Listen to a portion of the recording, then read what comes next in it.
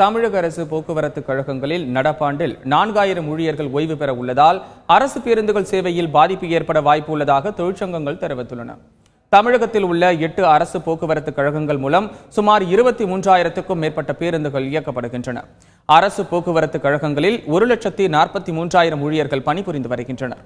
அரசு போக்குவரத்து கழகங்களில் சுமார் 17,000 பேருந்துகள் வரை ஆயுட்காலம் முடிந்தும் இயக்கப்பட்டு வருவதாக கூறப்படுகிறது. மேலும் ஓட்டுநர், நடத்துனர், தொழில்நுட்ப பணியாளர்கள் உள்ளிட்ட காலி பணியிடங்கள் நிரப்பப்படாததால் பேருந்துகள் இயக்குவதில் தொடர்ந்து சிக்கல் நீடித்து வருவதாகவும் தெரிகிறது.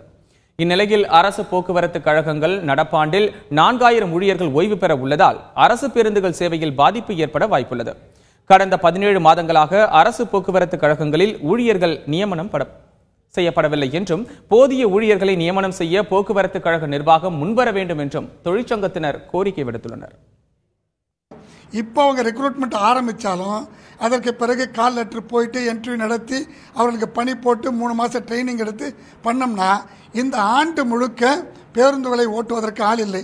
இந்த பேருந்துக்கு ஆள் இல்லாத சூழ்நிலையில் இப்போது பணிபுரிகிற தொழிலாளர்களுக்கு விடுப்பு மறுப்பு, அவர்களுக்கான சலுகைகள் தொடர்ந்து மறுத்து வருகிற அந்த சூழல் இருக்கிறது.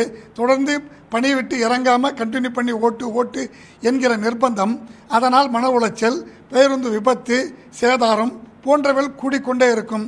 மக்களுக்கான பாதுகாப்பு குறையும். ஆகவே அரசு கவனத்தோடு எடுக்க வேண்டும்.